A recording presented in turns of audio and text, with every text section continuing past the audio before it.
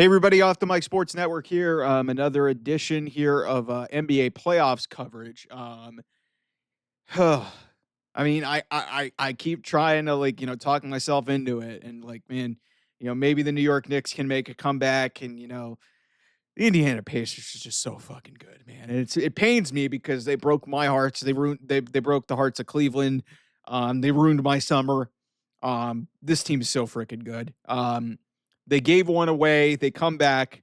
They score 130 points. They win 130 to 121. Their one win from the NBA Finals. It would be their first trip to the NBA Finals in 25 years. They haven't won an NBA championship. This team is damn impressive, man. This team it never ceases to amaze me the way that they're able to get offense. I mean, they shoot 51% from the floor. Another game where they shoot 40% from three, 27 to 32 from the line. I mean, yeah, they get out rebounded, but it's just, the assists were off the charts. They limit their turnovers. They get fast break points. They get points in the paint. They just do so many things good. They're up by 15 in this game. They're just dominating teams. This is their third consecutive 3-1 lead. They've won the first two games, the last two of which were both on the road, and then lose game 3. Now they come back and now go to New York, and they've got a chance to shut down the series in 5 games and get to the NBA Finals in 15 games as a 4 seed. Like, people don't understand how impressive this Indiana run has been. Really, it's been remarkable. The Cavs gave away a game in game 2, and the Pacers deserve credit for coming back. I mean, you can, depending on how you look at it, the Knicks gave away a game in game 1. The Bucks gave away a game in game 5. They've got 3 of the most incredible comebacks in NBA playoff history, where they came back from 7 to 8, 9, 10 points down in the last minute or so to tie or win the game. And it's remarkable. It's like the Knicks felt like the team of destiny, but man, Indiana, Oklahoma City, this feels like a destined final. It's a basketball fan's dream. It is a producer and television executive's fucking nightmare. ESPN is probably throwing fits at the possibility of having an Oklahoma City, Indiana final.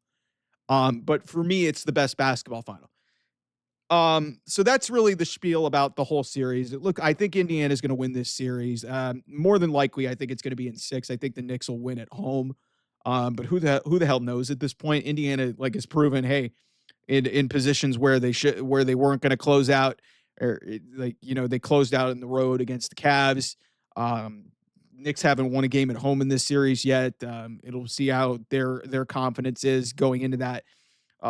Because Indiana, I'm sure, does not want to have to get back on a plane to go to Indiana and win back at home. They just want to get as much rest as they can so they can get ready for the final, because Oklahoma City could probably close out Minnesota on Wednesday night. So, but we need to talk about Tyrese Haliburton.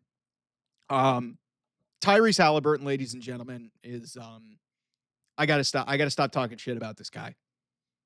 Anybody who calls him overrated, anybody calls him not a superstar, I'm looking at you, Stephen A. Smith. This guy's a superstar. This guy did something that's just freaking unheard of in the annals of postseason basketball. This guy went 32 points, 15 assists, 12 rebounds, 4 steals, no turnovers in 38 minutes. Let me say that again. 32 points, 15 assists, 12 rebounds, 4 steals, no turnovers. He hit 5 threes, 5 of 12. He missed a bunch of them late, but he was knocking down threes, 11 of 23 from the floor. If you don't think that this guy is a superstar, I don't know what sport you've been watching the last couple of months. And if you've been in tune with Indiana Pacers basketball, you know how good this guy is. And this has been like the ascension of Tyrese Haliburton. And, this guy's going to be everywhere, man. Like, they get one more win, they're going to the NBA Finals. And I would venture to guess that series is going to be in Indiana and Oklahoma City.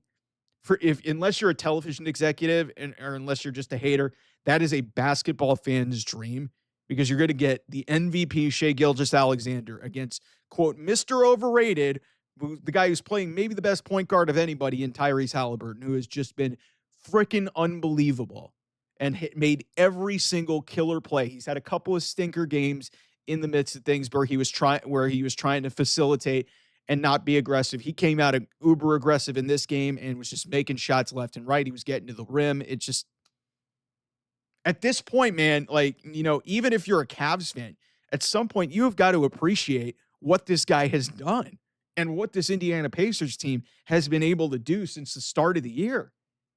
Like, if they beat the Knicks in Game 5, they would have run through the Eastern Conference, and, Milwaukee was considered a preseason favorite to potentially win the conference, even though they've kind of they were a little bit injured at the end with the Damian Lillard stuff, but they dispatched them pretty easily. They dispatched my Cleveland Cavaliers, the number one team in the Eastern Conference, including and also the number two team in the NBA, to the Oklahoma City Thunder. And then now they're going to potentially dispatch the New York Knicks pretty quickly. And it's taken incredible comebacks. Their style is hard to prepare for. They're a collective group, and they're led by, to me, everybody says he's overrated. I think this guy's one of the most underrated players in the NBA because he put on a performance for the ages tonight. 15 assists, no turnovers in a playoff game is just 15 assists, no turnovers in a playoff game with 30 points and a triple double. That's just unheard of. At that point, you've got to just tip your cap. Like, you can't play the game of basketball better than he played it tonight. You can't as a point guard because you're not hurting your team. You're making all the right plays. You're scoring, you're assisting, you're rebounding. You're doing everything humanly possible to win games. And when you got a player like that who's doing that, because remember all the conversation we were having about Anthony Edwards and his stats not showing up? Tyrese Haliburton, when he's needed to show up, he has shown up. So if you don't think that this guy is a superstar, you haven't been watching basketball, okay? So I hope that Stephen A. Smith and some of these other people who have just been trying to dismiss what this guy has done and recognize that this is one of the best players in the NBA. And he's about to take the Indiana Pacers to a place they haven't been in 25 years. And they got a realistic chance of winning the championship this year. This guy is a problem. And if they can stay healthy and they play this style, I think they match up really well with Oklahoma City. It would be an unbelievable series, despite what ESPN may want to tell you. And they may want to try and talk more about Knicks offseason, Giannis, LeBron. Please talk up the NBA Finals because this will be an incredible matchup. Even though, I'm bummed that, my team's not going to be a part of it, the Cleveland Cavs.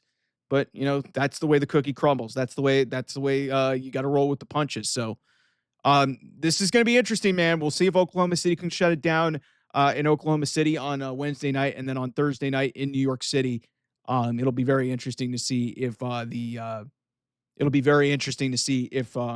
Knicks can come back and at least get this back to Indiana to potentially force what would be. But yeah, the Knicks. I just don't see the Knicks coming back from 3-1. I just don't see it. I don't know how they have the horses for it. And it's going to be an interesting offseason for them if we get to that point. But credit to Tyrese Haliburton, credit to Rick Carlisle and that whole Indiana Pacers team. They've just defied the odds at every freaking turn. So anyway, I'll see you guys soon. Bye-bye.